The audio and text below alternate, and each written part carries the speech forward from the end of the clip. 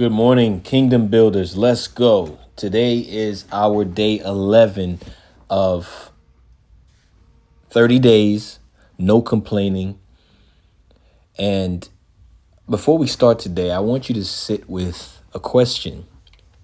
And don't answer it quickly, but I want you to write it down or think about it. If you're in the car driving, just think about this. Sit with it. If God was watching you, or if somebody was watching you and played back a recording of everything you said out loud this past week, what would we hear? Would we hear the voice of somebody building a kingdom, or the voice of somebody that's a prisoner, that's stuck in the wilderness like the Israelites? And I think that question matters because we had a call yesterday where we raised the question about venting versus complaining. And maybe the first thing we should have done on this challenge was to define what complaining actually is. And they get treated like the same thing. But today we're going to go deep. Put on your scuba gear. We're going deep. Because underneath them, there are two different things, venting and complaining. And I hope that this message blesses you so that by the end of listening to this, you'll be able to tell the difference in your own life and not just, use it as some theory. You'll be able to feel it. And so the next time, you open up your mouth to say something and you call yourself venting, you'll know if you're truly venting or if you're complaining. And so let's start with the etymology. Those of you who know me know that I love to go to the root, to the first principles of things. And so these two words, venting and complaining, two different words, okay? Very different root words, okay? So let's start with where they come from because it's more revealing than you'd expect. The word vent, and I had to look this up on Google, and I'm going to read to you. The word vent comes from the Latin word ventus, which means wind. Okay, so originally it meant like an opening, which is what we have in our homes. You have a vent that's an opening, like a chimney, a place where smoke escapes. Later on in history, we started using it as almost like an analogy for emotion, because, emotion is energy in motion. So it started to become venting anger, like the way steam leaves a pressure valve. So at the very root, venting is neutral, okay?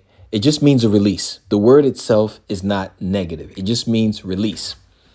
Now let's go to complaining. Complaining comes from a completely different place, okay? And it's also Latin. A lot of our English words come from Latin. And Latin doesn't even exist anymore. So imagine what English is going to be in the next 200 years.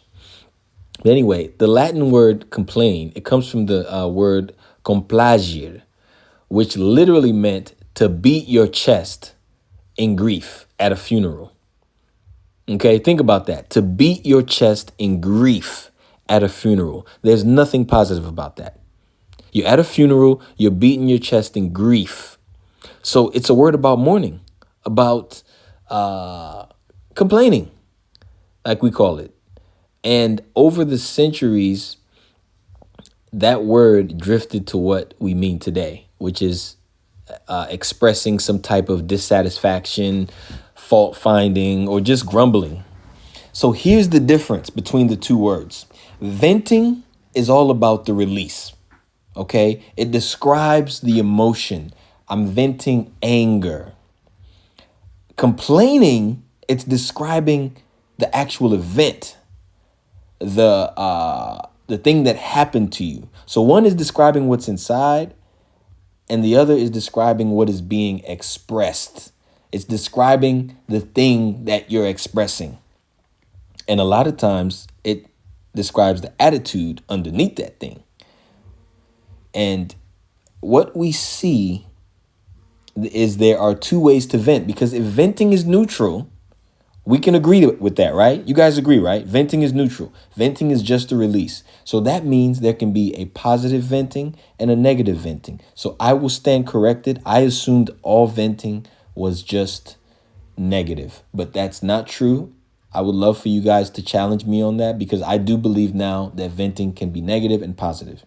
Venting can even be godly. You can vent in a godly way.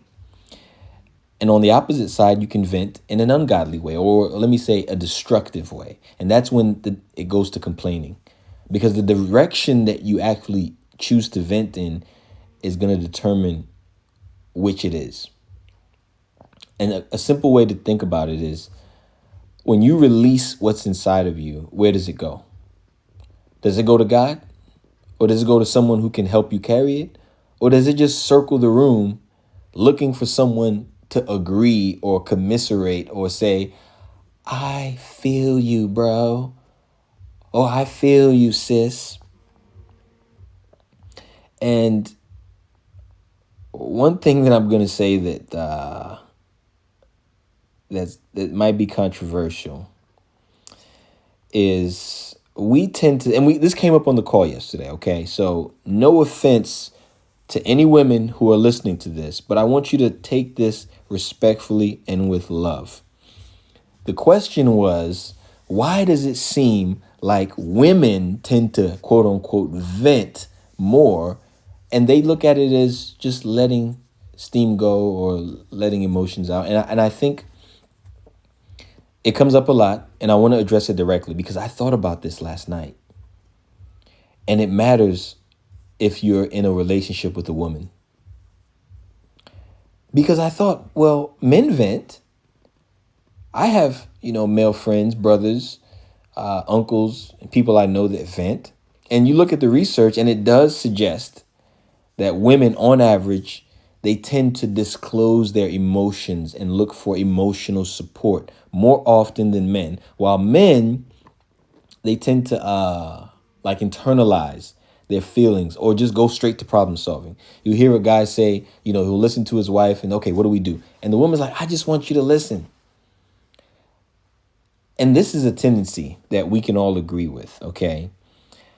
But underneath that tendency, I think it's something deeper worth understanding because venting is not random. I think that, and this is my belief after I thought about it, if we look at venting as releasing something, men tend not to have to release things because they deal with things a lot differently.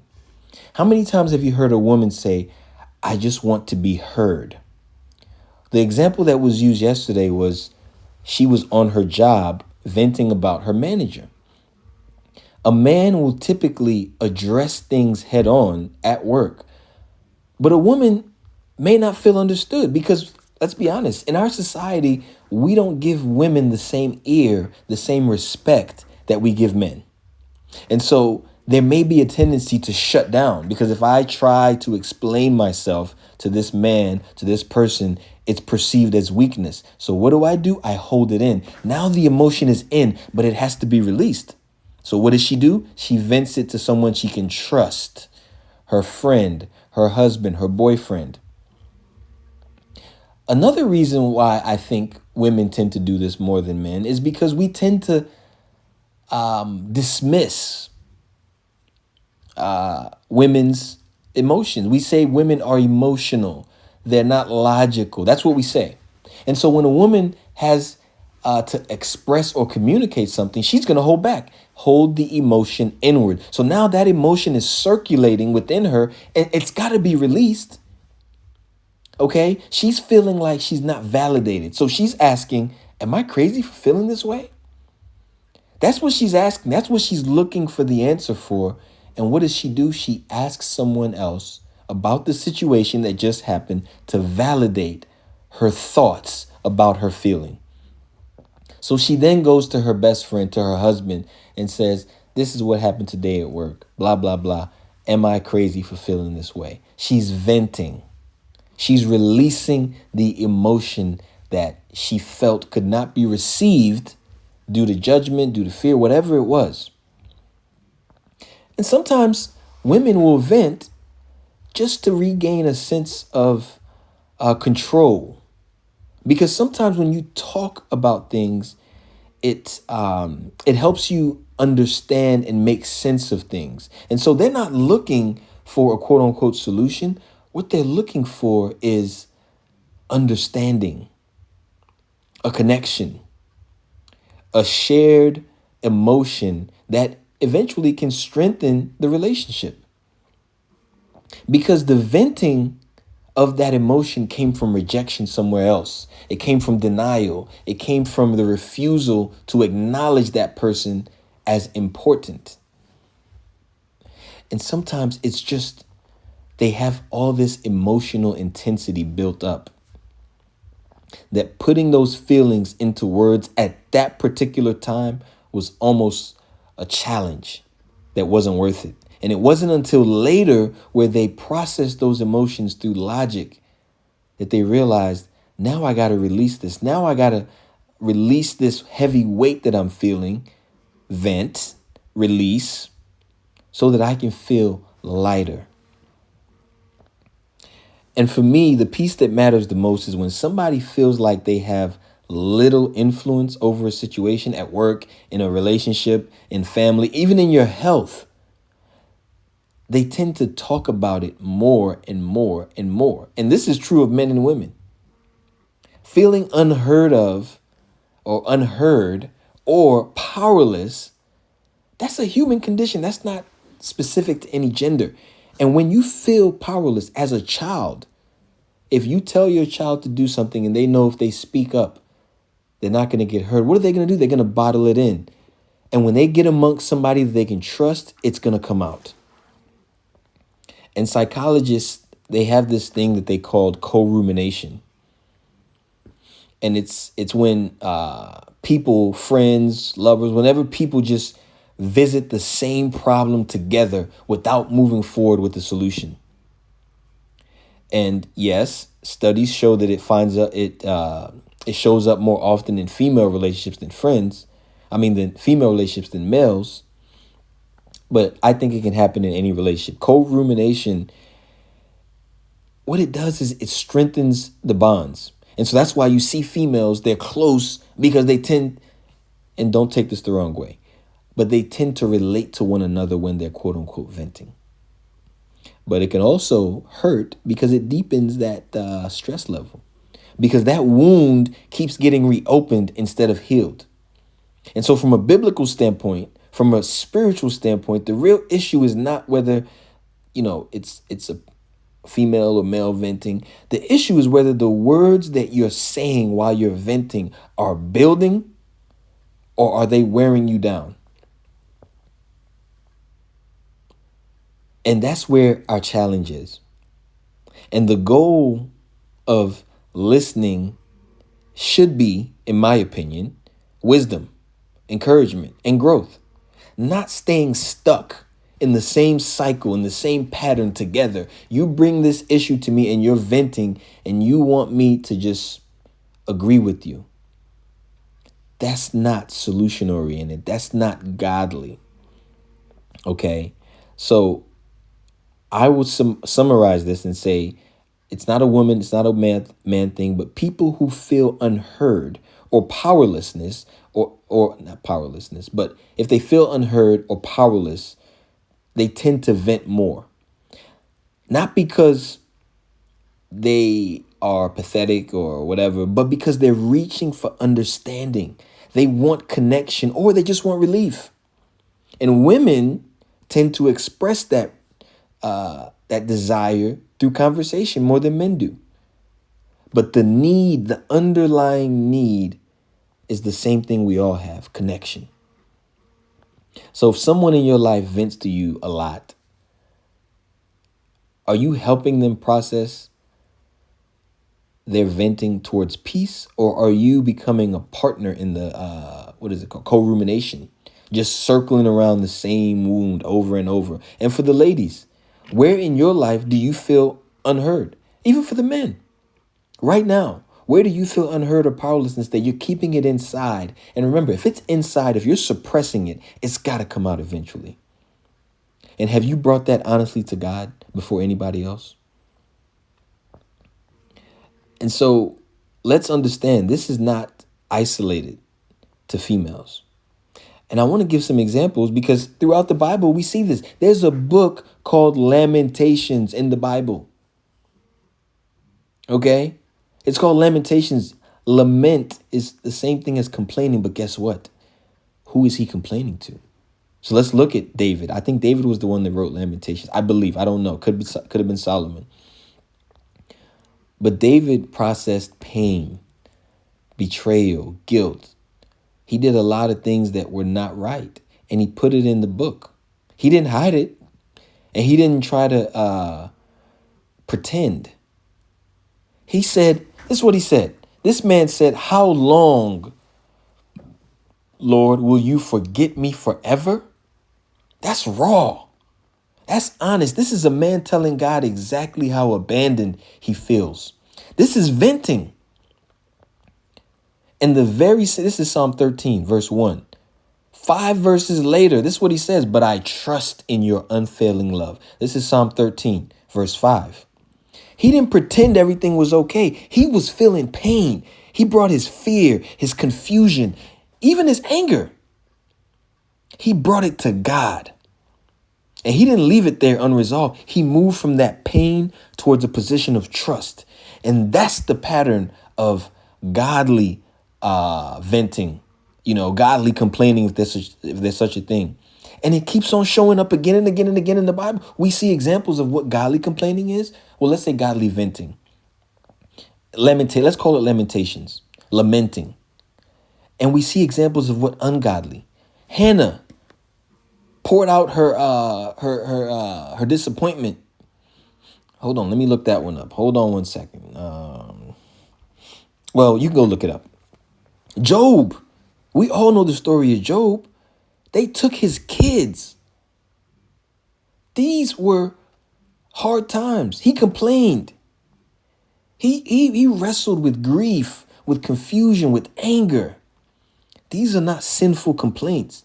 This is an honest feedback from the heart in the presence of God. And when was the last time you were that honest with God? When was the last time you went to God instead of going to somebody who couldn't solve your problems? Not the priest, not the husband who's going to sit there and look at you and try to bring up solutions. Not the church, but God, the real one. Oh yeah, that's a real one. Even Jesus. Jesus said, remember what Jesus said? My God, why have you forsaken me? Who was he talking to? God, not man. This is the essence of godly venting. He was venting. He was in pain, agony, abandonment, and it ended in trust. This was the most physically, maybe even spiritually crushing moment of his life. And he put the full weight of what he was feeling in it. Who did he cry out to? My God, my God. And I want you guys to, this has got to reshape how you think about your own honesty with God in the presence of God. If Jesus could cry out, why have you forsaken me? And it wasn't because he did anything wrong. He wasn't a bad guy. They took this man because he was doing the mission that God sent him. And he's looking like, God, I'm doing what I was told to do. Why are you forsaking me? I'm trying to be done with this. And what matters is the same thing that mattered in the previous psalm. The cry for help, the anguish, it was directed towards God, not away from God. It was reaching for God. Where's your pain? Where's your suffering being aimed at? You come home, I had a long day at work. Oh, my manager, this. Take it to God. Are you just complaining to complain or venting to vent? And listen, conversation is great. Okay? But complaining is a different ballgame. And you know about the Israelites. We all know about the Israelites. They're in the wilderness. Those words that they were speaking, guess where they went? Nowhere. God did not respond to their complaints. Their complaints weren't really about the food and the water. It was about their choice, their decision, their refusal to trust God's character, even after God already proved it, even after God did all those things. I'm guilty. God has shown up in my life more than I can count, but I still have challenges trusting. I still grumble. I still lament. And the lamentation versus the grumbling are two different things. And I'll give you an example, okay? And I hope you just listen. The lament or the venting, the godly vent. I want to call it godly venting. Let's call it godly venting. The godly venting puts God at the forefront. It says, God, I'm dealing with this employee or this manager. It's hard. I don't understand them, but I trust you. I trust that you put me here. You put them here, maybe as a teacher. Whatever you're doing in my life, I submit it to you. Complaining? Man, I hate this manager. I hate this job. Nothing ever works out. This always happens to me. Why am I here? I wish I had another job. Nowhere in there are you talking about God. Nowhere in there are you giving thanks. Nowhere in there are you even acknowledging your circumstances that God has allowed it. One of them is going to end in submission, allowing. We just practiced that. The other one is just going to calcify into hopelessness, into anger, into resentment, which then becomes a habit. And that habit is going to outlive the actual circumstance that started it. You could be upset with your spouse, complain to your girlfriend. A week later, now you're still complaining about something he did last week. A year later, you're still complaining about, you just built up this bag. When was the last time you complained about something more than once? Were you actually processing it or just rehearsing it? The way the people in Israel, they rehearsed the same complaint. How you complain for 40 years about the same thing? I had to think about this, man. It's so easy to point the finger at these people, but I'm doing the same thing. God has already proven to me time and time again in my life. And I'm still quietly ignoring, still complaining. And so I think there's a simple filter. There's a simple test that we can run every single time our words, or even before we start to fix our mouth to say anything, just to test. When it comes between venting and complaining, am I trying to release this burden? You know, like a vent. Think about the vent that you have in your house. It releases the air. Or the vent you have in your car. Am I trying to release this thing, or am I trying to reinforce it? Am I trying to get somebody to agree with me? Is this moving me toward God, or am I just circling, doing 180s, around 360s around the problem? Am I really moving towards God? Is this godly? When I open my mouth to speak, am I walking away with more faith or less faith? More reassurance or less reassurance? Is this conversation producing wisdom? Is it producing peace? Or just more negativity? You call somebody to dump your trash in their mind, in their house, and you want them to say thank you. Again, I know these words are harsh, okay?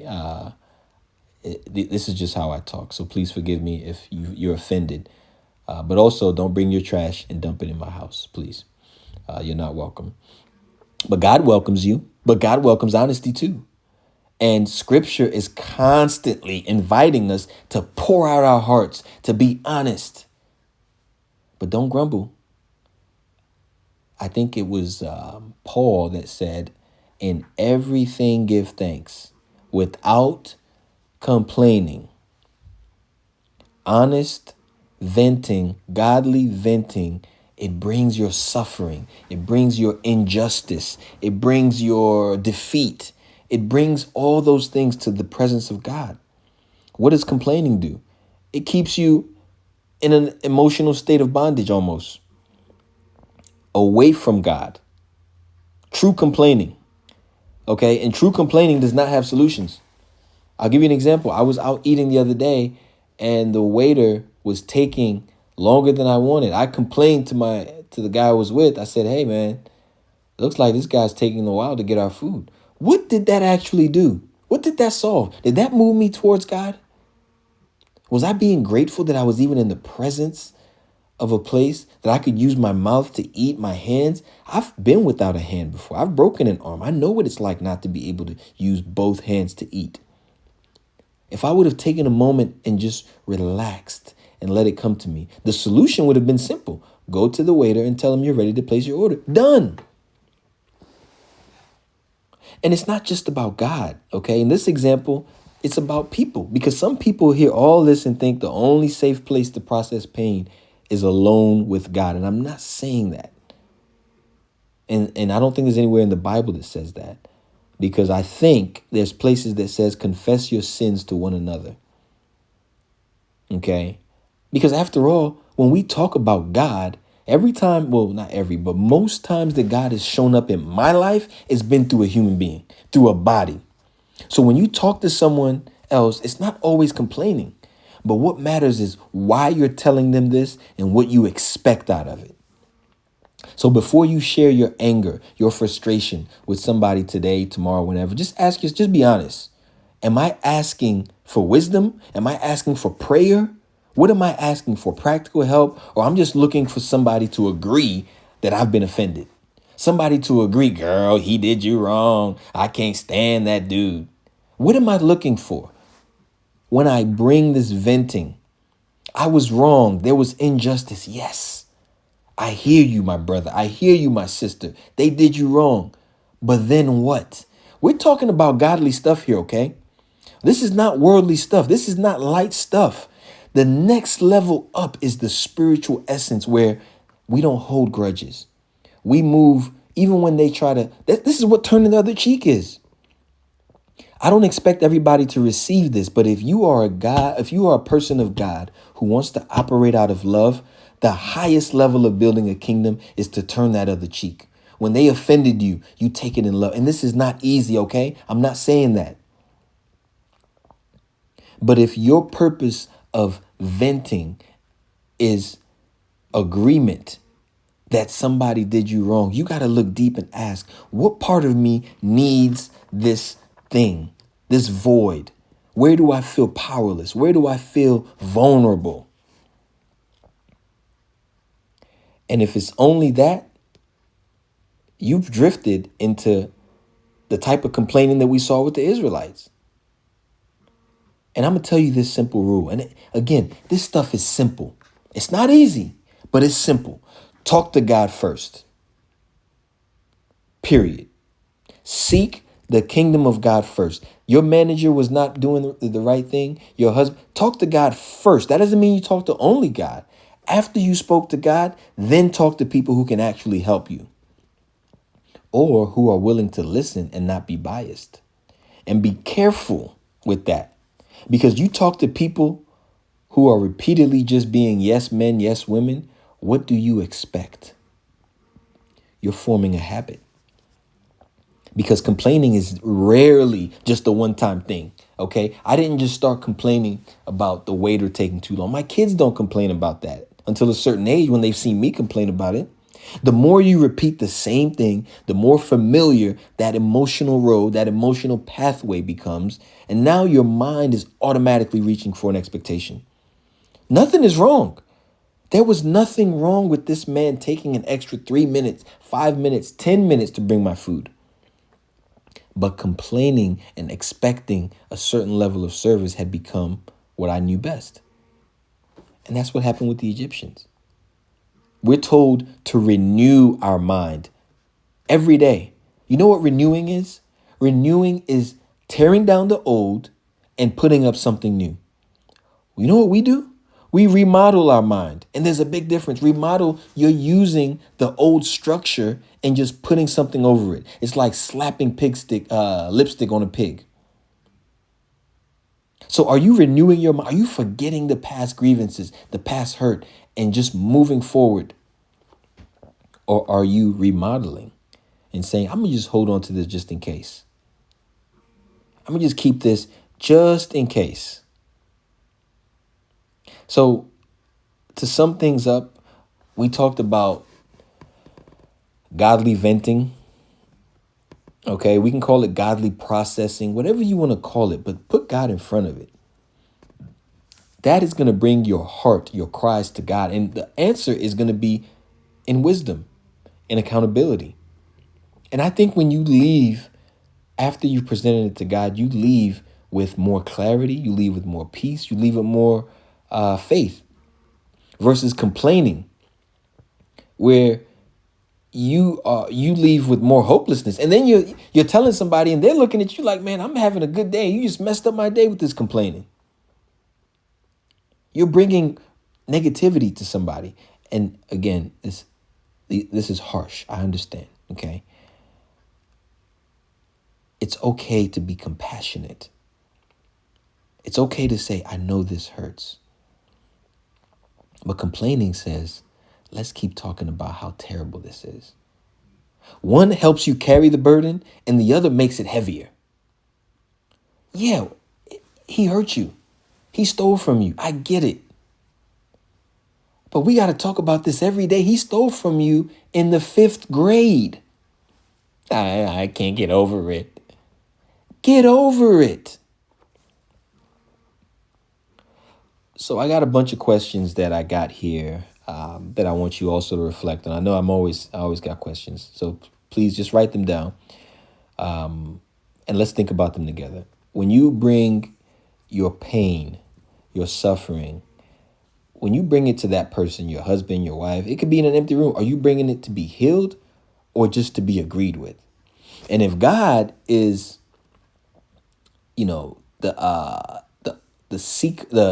the one you put in charge of your life, are you trusting God enough to bring those complaints to God first? And what would it look like this week to lament like David, to go into your journal and cry out to God instead of complaining or venting, ungodly venting about the pain? Let's look for trust. And then this is part of the challenge here. Who is one person in your life that you can trust, that you can bring an honest ventilation, I guess, or honest venting to, an honest burden, not to just vent at, but to process it with, to talk through it. 'Cause sometimes we need that. And I think men do a good job of this. I'm not criticizing women, but I know for me, I've seen when men typically vent or complain, this is average.